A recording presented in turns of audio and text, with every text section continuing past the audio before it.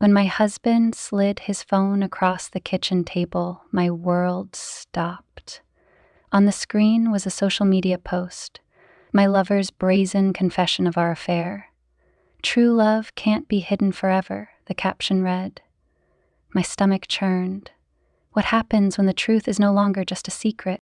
It started with a single tap of the finger, a text message that changed everything. A harmless exchange about work, one that quickly spiraled into something much more dangerous. I never ever imagined that one decision, one fleeting moment of weakness, would unravel my entire life.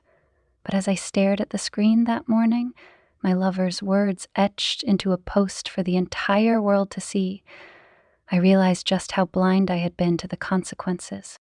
"Emily?" My husband Ethan said. His voice was quiet, almost too quiet. It was the calm before the storm. He pushed his phone toward me, and as I reached for it, my hands trembled. My heart thudded in my chest, the sound so loud in my ears that I almost missed what he said next.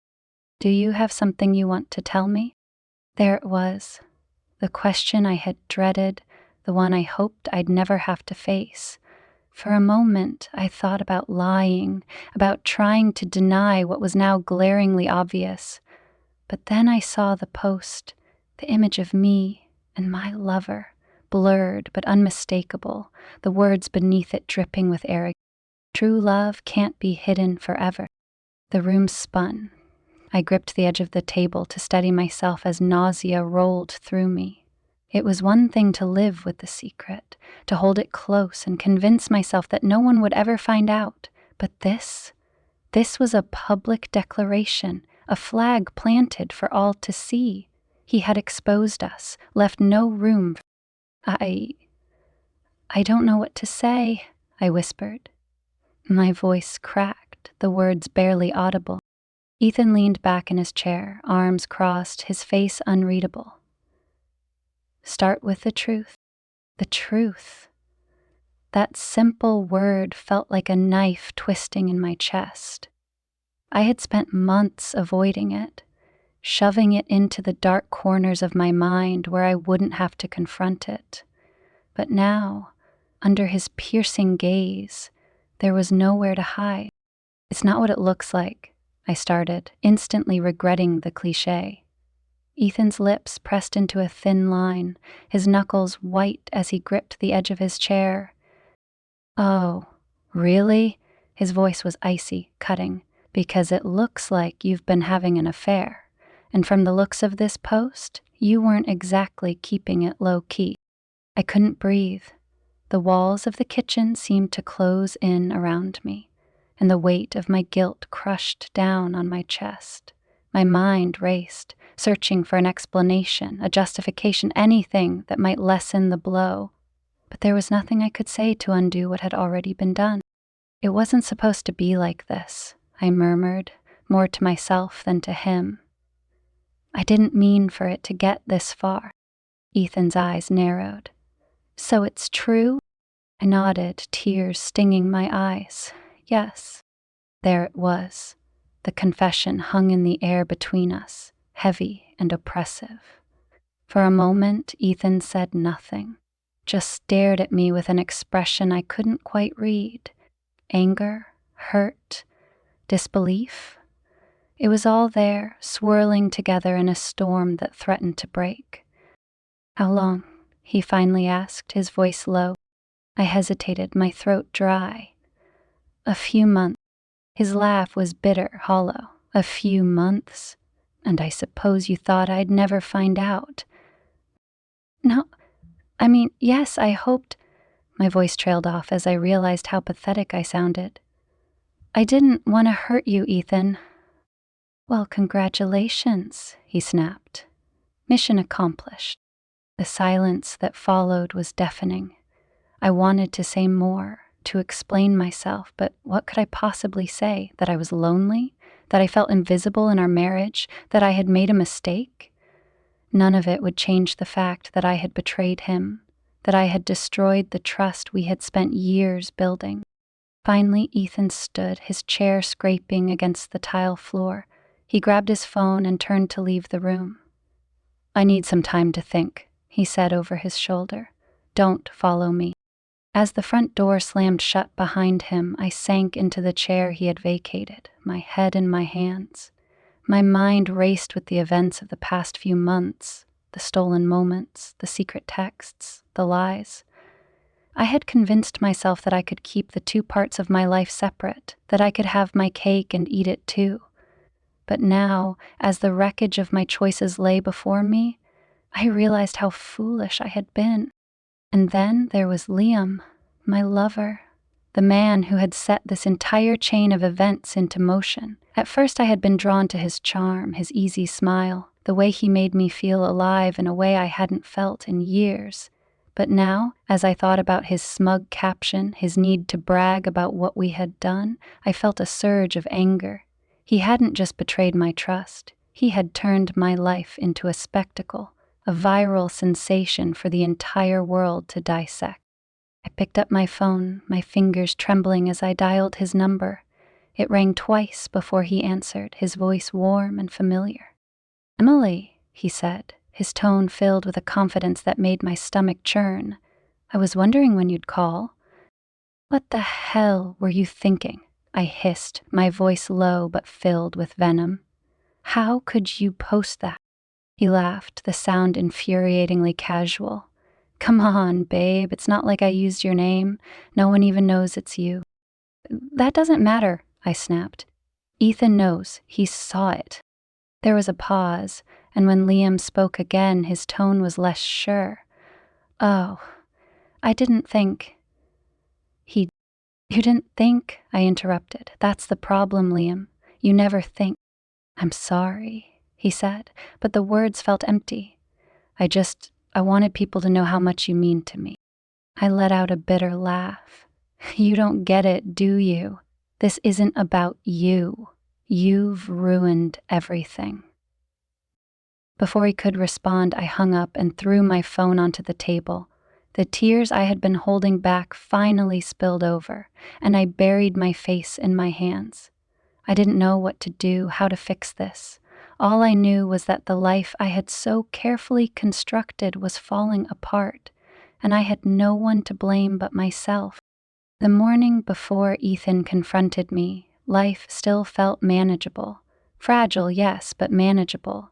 I had spent the day meticulously compartmentalizing every aspect of my double life. To the outside world, I was the quintessential suburban wife, organized, polished, dependable.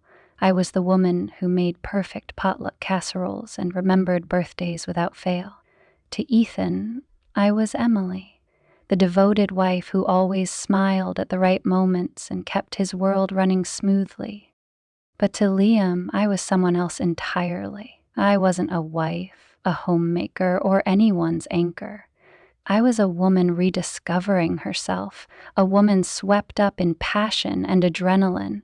I had convinced myself that these two identities could coexist, that I could step into Liam's world of thrill and escape and then neatly return to my ordered life with Ethan. For months it had worked, until now. The cracks had started to show weeks earlier. Ethan had been more distant, his usual stoic demeanor tinged with something darker, something I couldn't quite name. I told myself it was work stress or the pressures of his new promotion. We'd been married for 10 years, and in that time, he had always been steady, if not overly expressive. He loved me in his own way, a reserved, practical way. But there were days when I felt like a piece of furniture in his meticulously curated life, functional, but easily overlooked. I remembered the moment I met Liam. It was at the office holiday party last December. I had reluctantly agreed to attend, more out of obligation than enthusiasm. Ethan, as usual, was busy with a client meeting and had assured me he'd try to make it, but didn't promise anything. So I went alone, sipping bad wine and making small talk with colleagues I barely knew. Then Liam walked in, late and unapologetic. He was magnetic from the moment he arrived, shaking hands, flashing that signature grin that seemed to disarm everyone in the room. When our paths crossed by the dessert table, he struck up a conversation about the absurdity of store-bought fruitcake. His confidence was intoxicating, his charm undeniable. By the end of the night, I had laughed more than I had in months. The first text came 2 days later. "Still thinking about that fruitcake disaster," it read, accompanied by a winking emoji. I laughed, replying without hesitation. It seemed harmless at first, just friendly banter between coworkers. But the messages grew more frequent, the tone more suggestive. By the time January rolled around, I found myself checking my phone obsessively, waiting for his name to light up the screen. The affair began in February, a cold, gray month when life felt particularly dull. Liam and I had been working late on a project, and as the office emptied, he suggested grabbing dinner. It felt like a natural progression, an innocent meal shared between two colleagues. But over the course of that dinner, the lines blurred. By the time we left the restaurant, I knew I was in trouble. Our first kiss happened that night, in the parking lot under the dim glow of a street lamp. It was electric, a spark that lit up something dormant inside me. I told myself it would end there, that I'd never let it go further. But once the door was opened, there was no closing it. In the months that followed, Liam became my escape. We met in secret, stealing moments during lunch breaks and late evenings. He had a way of making me feel alive, seen and desired in a way I hadn't felt in years. I knew it was wrong, knew I was betraying Ethan, but I couldn't bring myself to stop. I rationalized it, telling myself that what Ethan didn't know wouldn't hurt him. But as spring turned into summer, the secrecy began to wear on me. There were close calls, times when I nearly slipped, when Ethan's questions grew a little too pointed. "Who keeps texting you so late?" he asked one evening as I hurried to turn my phone face down. "Just work stuff," I had replied, my voice steady, even as my heart raced. Ethan wasn't a fool. He didn't press the issue that night, but I could see the doubt flicker in his eyes. I told myself I'd be more careful, that I'd keep my world separate, but Liam made that increasingly difficult. He wasn't content to remain in the shadows. "You shouldn't have to hide," he told me one afternoon as we lay tangled in a hotel bed. His hand brushed a strand of hair from my face, his eyes soft but intense. "You deserve more than this." I didn't know how to respond. Part of me wanted to believe him, to imagine a life where I could be free of the guilt and the lies. But another part of me, the part tethered to reality, knew that leaving Ethan wasn't an option. Our lives were intertwined in ways that went far beyond love. Liam didn't see it that way. "If he doesn't appreciate you, someone else will," he said, his tone tinged with frustration. I tried to placate him, promising that we'd figure things out. But deep down, I knew there was no happy ending for us. The day before everything came crashing down, I had lunch with Liam at our usual spot, a small cafe tucked away on a quiet street. He seemed distracted, checking his phone frequently and flashing a smug smile I couldn't quite place. "What's so funny?" I asked, trying to sound casual. "Nothing," he said, sliding his phone into his pocket. "Just some people finally getting what they deserve." I didn't press him. At the time, I chalked it up to his usual bravado, the kind of cocky confidence that had initially drawn me to him. But now, as I sat in the kitchen staring at Ethan's phone, I realized what he had been up to. Liam had been planning this. He had decided that our affair wasn't enough, that he needed to stake his claim in the most public way possible, and in doing so, he had detonated the carefully constructed facade of my life. As the weight of it all settled on my shoulders, I thought about the woman I had been before Liam entered my life. The woman who believed in loyalty and honesty, who would have been horrified at the thought of betraying her husband. That woman felt like a stranger now, someone I could barely remember. And as I sat there, replaying the events that had led to this moment, I realized that no matter how much I wanted to blame Liam, The truth was simple. I had done this to myself. The day it began was ordinary, which only made what happened feel even more surreal. I wasn't dressed to impress, nor was I looking for anything beyond finishing a long workday. My blouse was wrinkled from hours spent hunched over a desk, and my makeup had faded into a shadow of what it was that morning. I had spent the day answering emails, attending meetings, and clock watching like any other Tuesday. That night, Liam and I had stayed late at the office to finalize a presentation for a major client. We were the only ones left in the building, the rest of our colleagues having bolted as soon as the clock struck 5. The silence was strange, too quiet, almost eerie, as I tapped away at my keyboard under the harsh glow of fluorescent light. Liam was seated across from me, reviewing slides on his laptop. Every so often I'd glance up and catch him leaning back in his chair, his tie loosened, sleeves rolled up to reveal strong forearms. He was focused, his brow furrowed as he made notes in the margins. There was an ease about him, a confidence that made me hyper-aware of my every movement. "You know," he said suddenly, breaking the silence, "we're going to ace this tomorrow." I looked up from my screen, surprised by the interruption. "You think so?" He leaned forward, his lips curling into that signature grin. "I know so. You've been carrying this whole project. I'm just here for moral support." I laughed, shaking my head. "Hardly. You've been the one charming the clients. And you've been the brains behind the operation. We make a good team." His voice dipped slightly on the word team, the kind of dip that made something flutter in my chest. I brushed it off, focusing back on my laptop. Well, let's hope the client agrees. He didn't reply right away, and when I glanced up, I found him staring at me.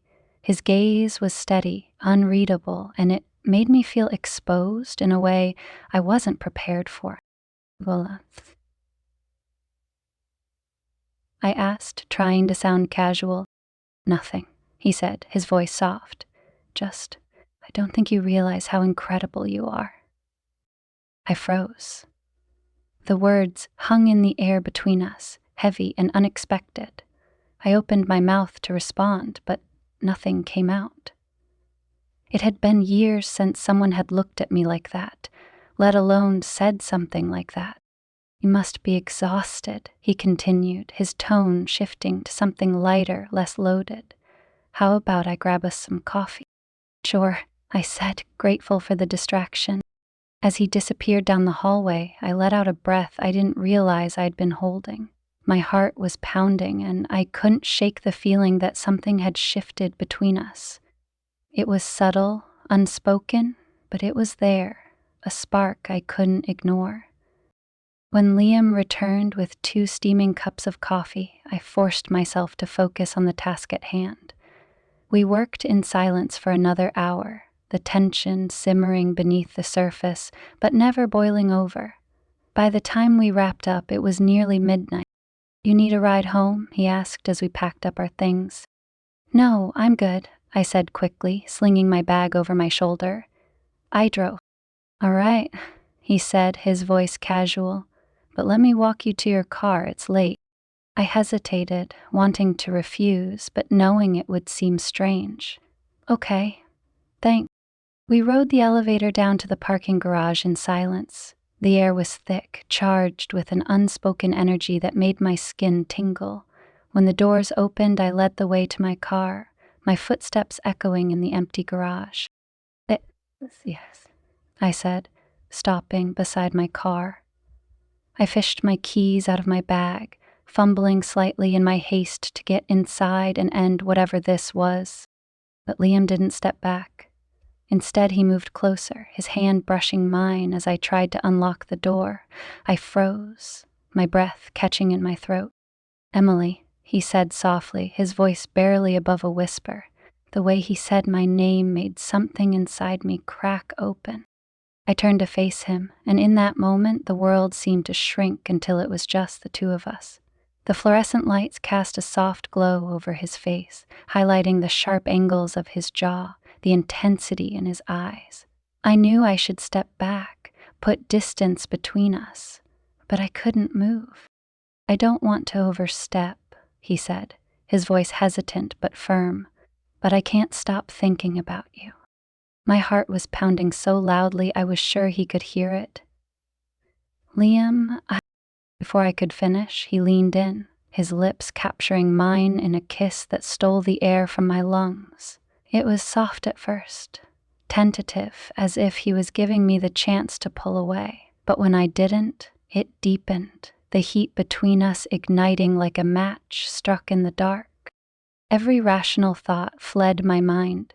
All I could think about was the way he felt, the way he tasted, coffee and something else, something intoxicating. His hands found my waist, pulling me closer, and I let him, my body responding in ways my mind couldn't comprehend. When we finally broke apart, we were both breathless. He rested his forehead against mine, his hands still on my hips. "I'm sorry," he said, though his tone held no regret.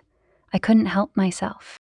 I stepped back, the reality of what had just happened crashing down on me. "Liam, this can't happen." "I know," he said, his voice low, "but it already has." He was right. There was no undoing what we had done.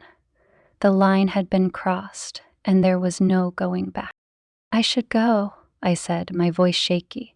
I unlocked my car and climbed in, my hands trembling as I gripped the steering wheel. Liam leaned down, his face level with the window.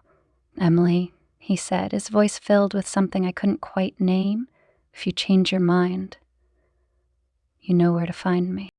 I nodded, unable to speak, and drove away without looking back. But as I navigated the empty streets toward home, my mind was racing. Guilt twisted in my stomach, warring with the lingering warmth of his kiss. When I pulled into the driveway, the house was dark. Ethan was already asleep, his car parked neatly in its usual spot. I sat in the car for a moment, staring at the house that was supposed to be my sanctuary, my safe place. But tonight, it felt like a stranger's home. When I finally stepped inside, I moved quietly, careful not to wake Ethan. As I slipped into bed beside him, I felt a pang of guilt so sharp it took my breath away. But even as I lay there, staring at the ceiling, I couldn't stop thinking about Liam, about the way he made me feel alive in a way I hadn't felt in years. And for the first time in my marriage, I wondered if I had just opened a door I would never be able to close. The first kiss had been a mistake. At least that's what I told myself in the days that followed. It was a moment of weakness, a lapse in judgment that I vowed never to repeat. But the truth was, I couldn't stop thinking about Liam, his touch, his voice, the way he looked at me like I was the only woman in the world. It lingered in my mind, pulling me back into a fantasy I couldn't shake. At home, I tried harder than ever to be the perfect wife. I cooked Ethan's favorite meals, kept the house spotless, and even suggested a weekend getaway for just the two of us. But my efforts were met with the same detached gratitude I had grown used to. Ethan was polite, appreciative even, but he didn't really see me. He hadn't in a long time. Meanwhile, at work, avoiding Liam became impossible. He wasn't just a coworker, he was my partner on the biggest project of the year. Every morning I walked into the office with a knot in my stomach, bracing myself for the inevitable interactions. And every time our eyes met across the conference room table, or he leaned in just a little too close during a discussion, that knot tightened. It started small, little moments that seemed innocent enough. He'd linger by my desk after a meeting, his voice low as he asked how my day was going. His hand would brush against mine as he handed me a file, sending a jolt through me that I pretended not to feel. "Are you avoiding me?" he asked one afternoon as I stood by the coffee machine, deliberately keeping my distance. "No," I lied, focusing intently on stirring my coffee. "It could have fooled me," he said, his tone teasing, but with an edge of something more. "You haven't even looked at me all week." I sighed, finally meeting his gaze. We can't do this, Liam. Do what? He asked, stepping closer. Talk? Work together? Pretend nothing happened? All of the above, I said, my voice barely above a whisper. He smiled then, that infuriating, heart-stopping smile that made it impossible to stay mad at him. You're making this harder than it has to be, Emily. I didn't respond, couldn't respond, because part of me wanted to believe he was right. But deep down I knew the real reason I was avoiding him wasn't to protect my marriage or maintain some semblance of professionalism. It was because I didn't trust myself around him. A week later, everything came to a head. We had spent the day finalizing the client presentation, a marathon session that stretched well into the evening. By the time we finished, the office was empty again, just the two of us under the fluorescent lights. You should go home, I said, gathering my things and refusing to meet his gaze. Well, should you? He replied, leaning against the edge of the conference table. I mean it, Liam, I said, my voice firm. This, whatever this is, it has to stop. Really, he asked, his voice calm but insistent. Because you're married? Because you feel guilty? Yes, I snapped, turning to face him. Because I made a commitment to Ethan, and I can't just throw that away. Liam stepped closer, his eyes locked onto mine. And what about you, Emily? What about what you want? His words hit me like a punch to the gut. What did I want? It was a question I had been avoiding for months, burying it beneath layers of guilt and obligation. But in that moment, standing there with Liam so close I could feel the heat radiating off him, the truth was impossible to ignore. I can't, I whispered, my voice trembling. You can, he said, his hand brushing against mine. You just don't want to admit it. Before I could respond, he closed the distance between us, his lips capturing mine in a kiss that stole the air from my lungs. This time, I didn't pull away. I didn't fight it. I let myself get lost in the moment, in him, because for the first time in years, I felt alive. The hours that followed were a blur. We didn't leave the office that night, and by the time I slipped back into my car, the sun was beginning to rise. My heart was heavy with guilt, but it was overshadowed by something else, something dangerous and intoxicating. Over the weeks that followed, Liam and I became experts at sneaking around. We met in hotel rooms, parking lots, and even once at his apartment when his roommate was out of town. Every stolen moment felt like a rush, a secret that belonged only to us. But the thrill came at a cost. My lies to Ethan became more frequent, more elaborate. I started coming home later, blaming work deadlines or traffic. I deleted text messages and created fake meetings in my calendar to cover my tracks. Ethan noticed, of course. He wasn't oblivious.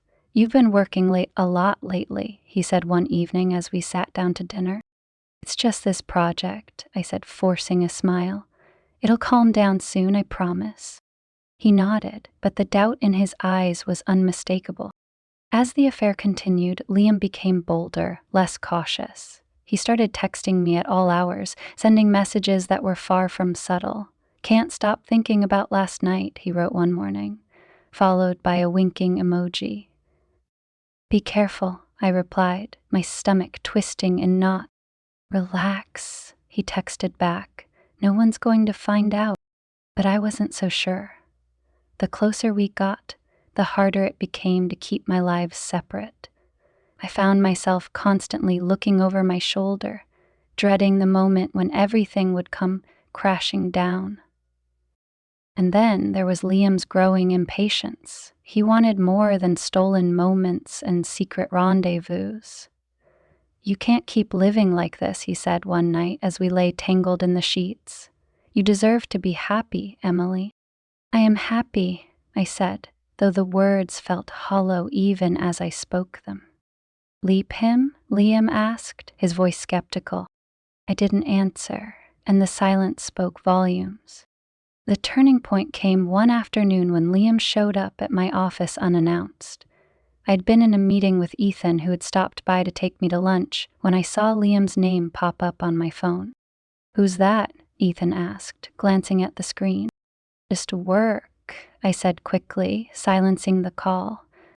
But when I walked out of the meeting room, Liam was standing by my desk, his arms crossed and an unreadable expression on his face.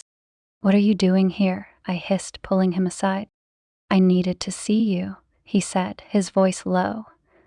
"You can't just show up like this," I said, panic creeping into my voice.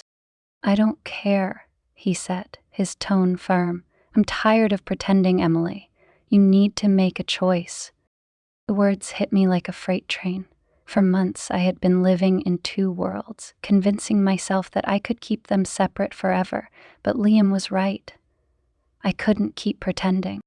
And as I stood there, torn between the life I had built with Ethan and the passion I had found with Liam, I realized that the choice I had been avoiding was no longer mine to make. The day my double life imploded began like any other. I woke up to the smell of coffee wafting from the kitchen and Ethan humming softly as he flipped through the morning paper. For a fleeting moment, I allowed myself to believe everything was fine, that the delicate balance I had been maintaining for months could hold a little longer. But that illusion shattered within hours. It started with a text from Liam while I was brushing my teeth. "You should check my Instagram." My stomach sank. I ignored the message at first, trying to shake off the growing sense of dread. But the more I tried to focus on getting ready for the day, the more his words gnawed at me. By the time I sat in the car to drive to work, my curiosity and fear got the better of me. Hands trembling, I opened the app and immediately felt my heart drop into my stomach. There it was, a post on Liam's account, a photo of the two of us in the dim light of a hotel room. I remembered the night vividly, the way he had insisted on taking the picture, saying no one else would ever see it. Beneath the photo was a caption that read, "True love can't be hidden forever." I could barely breathe. My hands gripped the steering wheel so tightly my knuckles turned white. The post had already gained traction, with likes and comments pouring in. People I didn't even know were speculating about who the mystery woman was, some even tagging mutual coworkers who might recognize us. Panic surged through me. My carefully constructed facade was unraveling in real time, and there was nothing I could do to stop it. I immediately called Liam, my heart pounding in my ears. "What the hell have you done?" I hissed when he answered. "Relax," he said, his voice infuriatingly calm. "No one knows it's you." "May will," I snapped, my voice shaking. "Do you have any idea what you've just done?" "Emily," he said, his tone softening. "I'm tired of hiding. I want us to be real, don't you?" I couldn't even respond. The audacity, the arrogance, it was too much. I hung up and threw my phone onto the passenger seat, my mind racing. By the time I arrived at the office, the damage had already spread. Whispers followed me as I walked through the halls, and I caught the occasional glance from coworkers who quickly looked away when I noticed. My worst fear was coming true. And then Ethan called. "Hey," he said, his voice calm. Too calm. "Can you come home early today? We need to talk." My heart sank. He knew, he had to know. The rest of the day passed in a haze. I could barely focus on work, my mind consumed by the inevitable confrontation. When the clock finally hit 5, I drove home, my hands gripping the wheel like it was the only thing keeping me grounded. The house was quiet when I walked in. Ethan was sitting at the kitchen table, his laptop open in front of him. He didn't look up when I entered, but the tension in the room was palpable.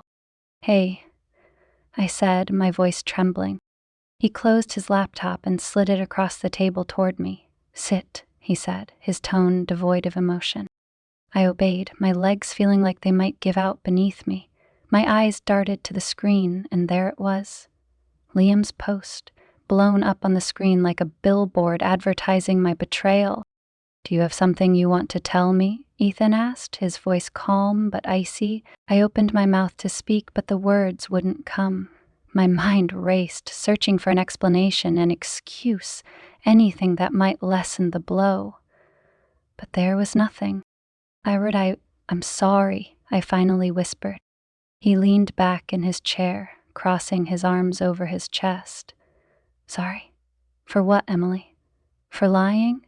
For cheating? Or for getting caught?" Tears welled up in my eyes.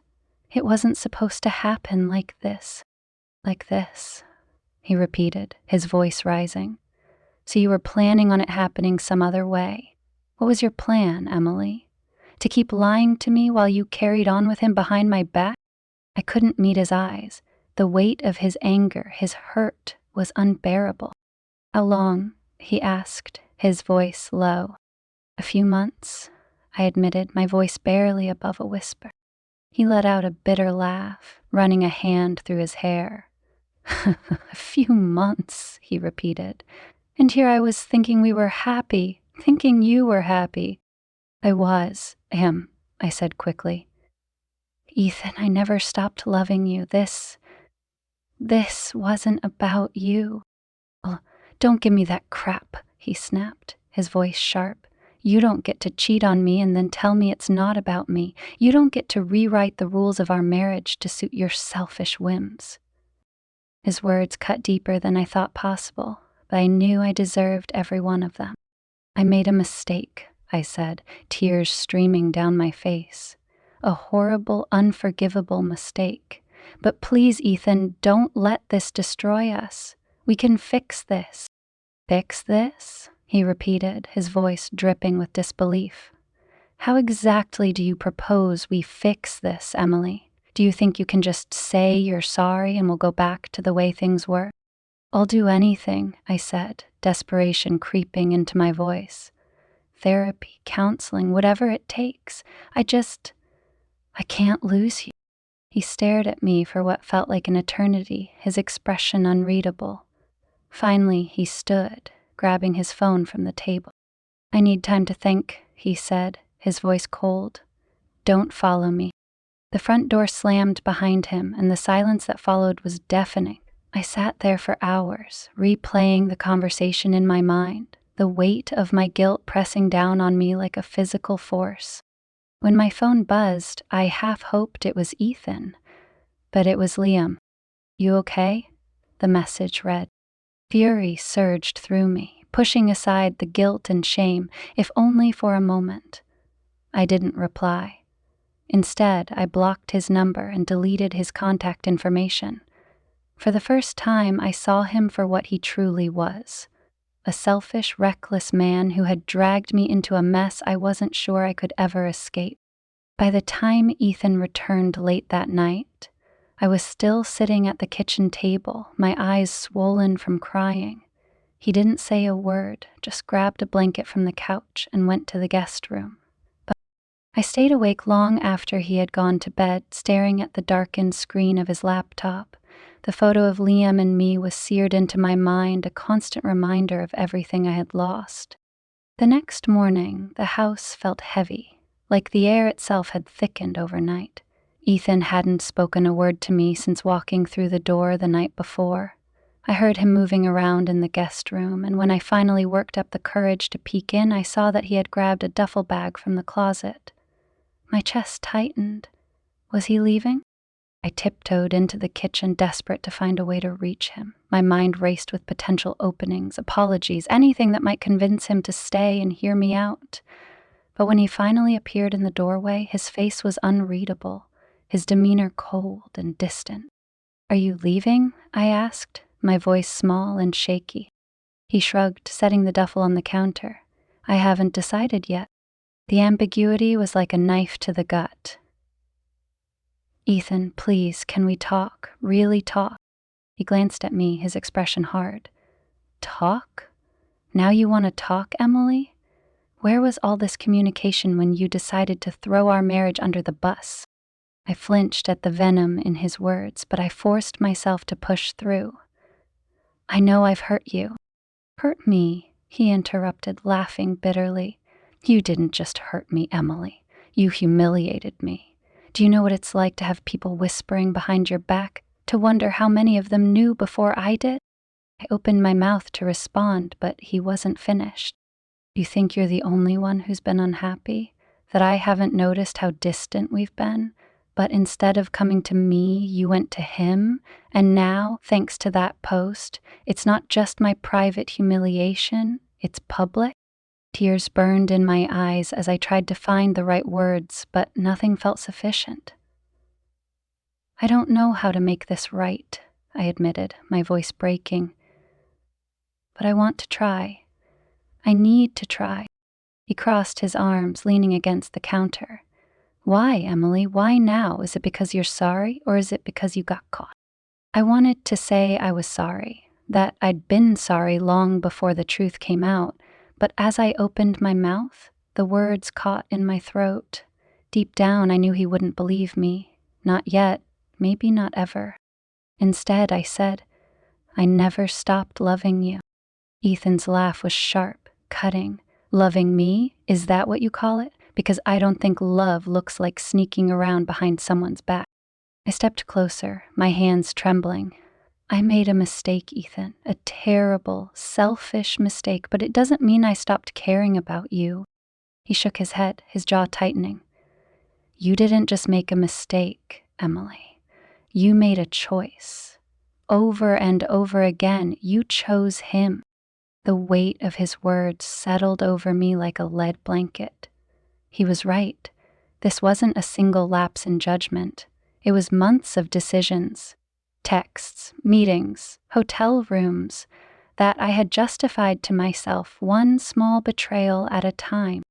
I know I don't deserve your forgiveness, I said, my voice barely above a whisper, but I'm asking for it anyway. Ethan stared at me for a long moment, his expression unreadable. Finally, he sighed, running a hand through his hair. I don't know if I can forgive you, Emily, and even if I could, I don't know if I want to. His words hit me like a punch to the gut. I felt the tears spill over, my vision blurring as I tried to hold myself together. Please, Ethan, just give me a chance to prove to you that I can do better. He looked away, his jaw tightening. Do you even know what you're asking? Forgiveness isn't a magic wand. It doesn't erase what you've done.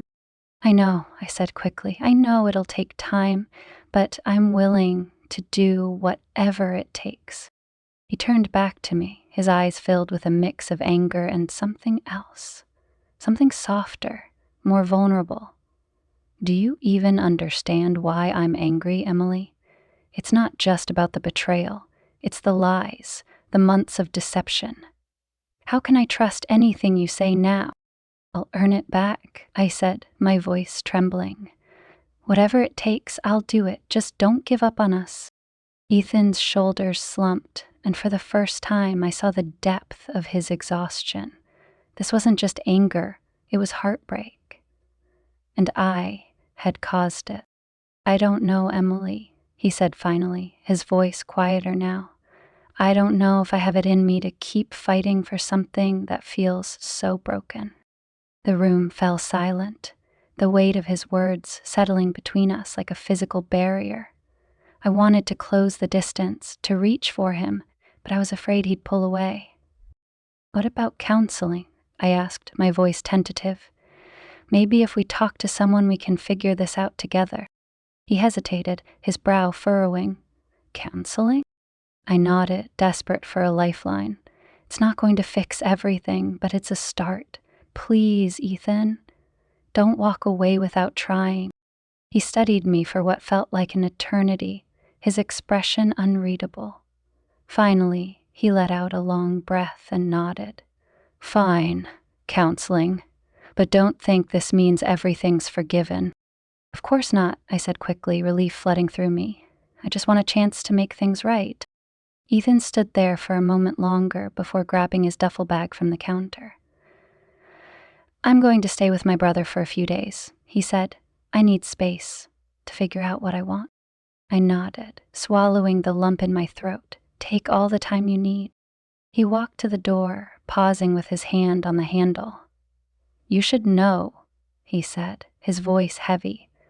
I saw Liam's post before you did. I didn't say anything because I wanted to see if you'd tell me the truth. But you didn't. I opened my mouth to respond, but he didn't give me the chance. He opened the door and walked out, leaving me alone in the empty kitchen. The silence was deafening. I sank into a chair, my head in my hands as the weight of everything crashed down around me. For the first time, I truly understood the gravity of what I had done. This wasn't just about my mistakes. It was about the pain I had caused the man I loved, the trust I had destroyed. I sat there for hours, replaying the conversation in my mind, wondering if I had any right to hope for a second chance. Ethan had agreed to counseling, but his words echoed in my head. I don't know if I want to forgive you. And as much as it hurt to admit, I wasn't sure if I deserved his forgiveness. The house felt impossibly quiet in Ethan's absence. Every creak of the floorboards and hum of the refrigerator seemed amplified, filling the void where his presence used to be. His side of the bed was untouched, and I caught myself reaching for him in the middle of the night, only to be met with cold sheets. The weight of my choices sat heavy on my chest, suffocating in the silence. After he left, I threw myself into the one thing I thought might save us, finding a counselor. I scoured reviews, called around for availability, and finally landed on someone who could see us that week. I texted Ethan the information, half expecting no reply. When he responded with a simple, "Okay," it felt like a glimmer of hope, a faint light in the dark. The days leading up to the first session were agonizing. I replayed every mistake I'd made, every lie I'd told, over and over in my mind. I wanted to believe I was ready to face it all, to own up to my actions, but the shame was overwhelming. What would I even say? How could I explain to Ethan why I...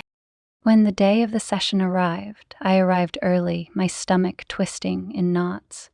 The waiting room was sterile and quiet, with soft music playing faintly in the background. I sat on the edge of the couch, staring at the clock on the wall. Ethan arrived 5 minutes later, his face expressionless as he took the seat farthest from mine. He didn't look at me, didn't speak. The distance between us felt insurmountable. The counselor, Dr. Walsh, was a middle-aged woman with kind eyes and a no-nonsense demeanor. She invited us into her office, motioning for us to sit on the couch across from her. Ethan sat stiffly, his arms crossed, while I fidgeted with the hem of my sweater. "Thank you both for being here," Dr. Walsh began, her voice calm and even. "I know this isn't easy, but the fact that you're both willing to come is a good first step." Neither of us responded. The tension in the room was palpable. "Why don't we start with why you're here?" she suggested, looking at Ethan first. "Ethan, would you like to share what brought you to this point?" He let out a bitter laugh, shaking his head. "Where do I even start?" He turned to me for the first time, his eyes cold. "She cheated on me, lied to me for months, and now I'm supposed to sit here and... what? Pretend like this can be fixed?" I flinched at his words, but I knew he was right to feel that way. Dr. Walsh nodded, her expression neutral. "I can hear how hurt and betrayed you feel, Ethan. Those are valid emotions. But this space is about exploring whether there's a path forward for both of you, individually or together." Ethan's jaw tightened, but he didn't respond. "Emily," Dr. Walsh said, turning to me, "is there anything you'd like to say in response?" My throat felt dry, but I forced myself to speak. "I'm so sorry, Ethan," I said, my voice trembling. "I know that doesn't change what I've done, but I need you to know how deeply I regret hurting you." "Do you?" he asked, his tone sharp. "Or do you just regret getting caught?" The words stung, but I couldn't blame him for asking. I regretted it long before it came out. I said quietly. I regretted it every single day, but I didn't know how to stop. I was too scared to face what I'd done, and that was cowardly. You didn't deserve that. Ethan stared at me for a moment, his expression softening just slightly before he looked away. Dr. Walsh let the silence linger before stepping in. Infidelity is one of the most difficult challenges a relationship can face, she said, and there's no easy or quick fix. But if you're both willing to put in the work, it is possible to rebuild trust. Ethan, do you feel like you're open to exploring that possibility? He let out a long breath, his shoulders slumping slightly. I don't know, he admitted. I don't know if I can ever trust her again. And without trust, what's the point? That's a valid concern, Dr. Walsh said. Rebuilding trust is a process, and it takes time. It's not something that happens overnight, and it's okay if you're not sure yet. The goal here isn't to make a decision right away. It's to give both of you the tools to navigate this, no matter what you decide. Ethan nodded, though his expression remained guarded. The rest of the session was a blur of emotions. Dr. Walsh guided us through exercises meant to open up communication, but every word felt like pulling teeth. Ethan was reluctant, and I couldn't blame him. I had shattered something fundamental between us, and the pieces weren't going to fall back into place easily. When the session ended, we walked out to the parking lot in silence. I stopped by my car, hesitating as I watched him unlock his. Thank you for coming, I said softly. He paused, his hand on the door. Don't thank me yet. With that, he got in and drove away, leaving me standing there, wondering if I had any right to hope for a second chance. Over the weeks that followed, we continued counseling. Slowly, painfully, we began to unpack the layers of our broken relationship. Ethan vented his anger, his hurt, and I listened, taking in every word without defensiveness. I needed him to know I was taking responsibility, that I wasn't looking for excuses. Outside of therapy, things remained tense. Ethan stayed with his brother, only coming home to grab a few things here and there. Each time I tried to engage him, to show him I was serious about repairing the damage, but he kept his distance. One night, he finally called. I've been thinking, he said, his voice heavy. I'm not saying I'm ready to forgive you, but I think I'd like to try. The relief that washed over me was overwhelming. Thank you, I whispered, tears streaming down my face. Don't thank me, he said, echoing his earlier words. This isn't a free pass, Emily. It's going to take a lot for me to trust you again. I know, I said, and I'm ready to do whatever it takes. For the first time in months, I felt a flicker of hope. It wasn't much, but it was a start. It's strange how quickly a life can unravel. One day you're living in the comfortable predictability of your routine, and the next you're staring at the wreckage of everything you thought you could rely on. That was my life now. An endless loop of reflection, regret, and fragile hope. Since the day Ethan agreed to try, my world had shifted into an uneasy limbo. He was home now, but things were far from normal. We moved like strangers, careful not to bump into each other, like two people sharing the same space but living entirely separate lives. It was excruciating, but I told myself that his presence was a step forward, no matter how small. What I didn't expect was how much the silence would force me to confront myself. When Ethan wasn't talking to me or filling the house with his usual presence, all I had were my thoughts. And those thoughts weren't kind. How had I let myself get here? What kind of person was I to betray the man who had given me so much, who had stood by me through years of life's chaos? I had always seen myself as a good person, a good wife. But looking back, I realized how blind I had been to the cracks in our foundation. In the beginning, I had convinced myself the affair was about what Ethan wasn't giving me: attention, affection, validation. but the longer I sat with my guilt, the more I saw the truth. This wasn't about Ethan. This was about me. For years, I had defined myself through my roles: wife, employee, homemaker. I had poured myself into being what everyone else needed me to be, burying my own desires and identity in the process. When Liam came along, he wasn't just offering attention. He was offering a version of myself I hadn't seen in years, a woman who was spontaneous, desirable, alive. But that version of me wasn't real. It was a fleeting illusion built on lies and stolen moments, and in chasing it, I had destroyed the one thing that was real: my marriage. Ethan's absence during those initial weeks after the affair was exposed had been devastating, but it had also been a brutal wake-up call. Without him, without the stability of our life together, I was forced to confront the emptiness I had been trying to fill with Liam.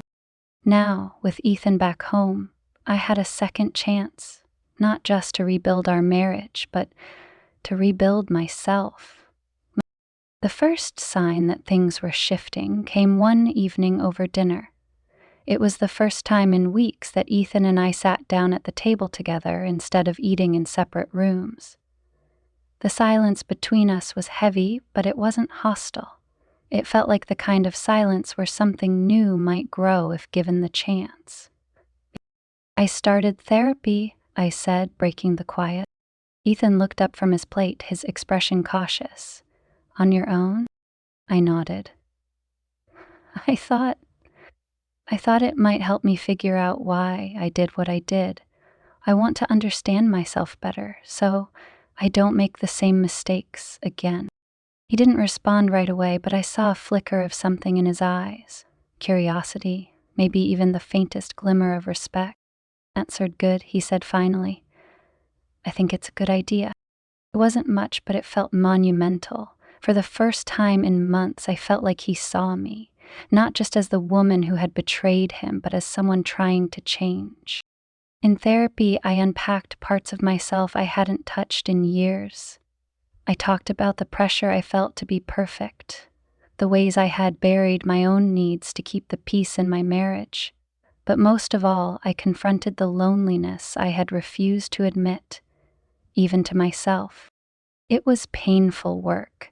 There were days when I left sessions feeling raw, like a nerve had been exposed. But as the weeks went on, I started to feel something I hadn't felt in a long time: clarity.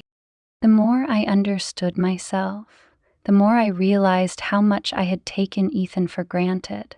I had focused so much on what I thought was missing that I had failed to see what was still there: his loyalty, his quiet support, love that I had tested to its limits. One evening, Ethan and I were sitting on the couch, the TV playing softly in the background. He was scrolling through his phone, and I was pretending to read a book, though I hadn't turned a page in 20 minutes. The tension between us had eased slightly over the weeks, but there was still a wall, an invisible barrier neither of us seemed ready to cross. "I don't think I ever told you," Ethan said suddenly, his voice breaking the stillness. I looked up, startled. "Told me what?" I stayed." He set his phone down, turning to face me. "After everything, after I found out, I had every reason to leave, but I didn't. Do you know why?" I shook my head, my throat tightening. "Why?" "Because I meant what I said when we got married," he said, his voice steady but laced with emotion. "For better or worse. I didn't expect worse to look like this, but I couldn't just throw it all away, not without trying." Tears welled in my eyes as I struggled to find the right words. "I don't deserve that kind of grace, Ethan. Not after what I did." "Maybe not," he said, his tone blunt but not unkind. "But you're still my wife, and I need to know if you're willing to fight for us the way I am." "I am," I said quickly, the words tumbling out before I could think. "I'll fight for us, Ethan. For you. For everything we've built." He nodded, his eyes softening. Then let's see where that takes us. It wasn't a promise of reconciliation, not fully, but it was a start. And for the first time in months, I felt like we were standing on the same side of the battlefield, ready to face the wreckage together. The days that followed were slow and tentative. We talked more about small things at first, like work and schedules. Then, as the trust began to rebuild, about bigger things. I told him about therapy, about the ways I was trying to understand myself better. He shared his fears, his doubts, his pain. It wasn't easy, but it was honest. And honesty, I realized, was the only way forward. Looking back now, I see the affair not as the end of something, but as a turning point. A painful, devastating turning point, but a chance for change nonetheless. It forced me to confront parts of myself I had been avoiding for years, to finally take responsibility for my own happiness instead of placing that burden on Ethan or anyone else. I know we're not out of the woods yet. There are days when the weight of what I've done feels unbearable, when I wonder if Ethan will ever truly forgive me. But there are also days when I see glimpses of what we used to be. A shared laugh, a quiet moment of connection, and I think, maybe, we'll find our way back to each other. For now, all I can do is keep trying to rebuild, trying to grow, trying to prove to Ethan and to myself that I'm worth the second chance he's giving me. And for the first time in a long time, I feel like I'm heading in the right direction. Months later, I found myself standing in the middle of our kitchen, staring out the window as the morning light filtered through the curtains. Ethan sat at the table behind me, sipping his coffee and reading the newspaper, the faint rustle of the pages breaking the quiet. It was a peaceful moment, something I hadn't felt in what seemed like forever. But underneath the calm was the unspoken knowledge that we were still healing. The counseling sessions had become a regular part of our lives. Slowly, painstakingly, we had begun to rebuild something resembling trust. It wasn't perfect, far from it. There were still moments of tension, times when I caught Ethan looking at me with a flicker of doubt in his eyes. But those moments were fewer now, and they didn't linger like they once had. "Do you want more coffee?" I asked, turning to face him. He glanced up, his expression softening as he shook his head. "I'm good, thanks." It was such a simple exchange, but it felt significant. For months, our conversations had been filled with heavy silences and cautious words, each of us afraid to say the wrong thing. Now, we were finding our rhythm again, even if it was tentative. As I poured myself another cup, I thought about everything that had brought us here. The affair, the lies, the pain. It all felt like a lifetime ago, and yet it was still fresh in my mind. I had learned that healing wasn't about erasing the past. It was about learning to live with it, to carry the lessons forward without letting the weight of it crush you. Ethan set his paper down and leaned back in his chair, his gaze steady on me. "What are you thinking about?" he asked. I hesitated, unsure of how honest to be, but then I remembered the promise I had made to myself, to him, to us. No more lies. "Russ," I said, meeting his eyes, "how far we've come, how much further we still have to go." He nodded, his lips curving into a faint smile. "It's been a journey, hasn't it?" I laughed softly, though there was no humor in it. That's one way to put it. For a moment, neither of us spoke. The weight of everything we had endured hung in the air between us, but it didn't feel oppressive anymore. It felt like something we were learning to carry together. "Do you think we'll make it?" I asked, my voice barely above a whisper. Ethan's smile faded, and he looked down at his hands, tracing the edge of his coffee mug with his thumb. When he finally looked up, there was a quiet determination in his eyes. "I think we're trying, and that's more than I thought we'd be doing 6 months ago."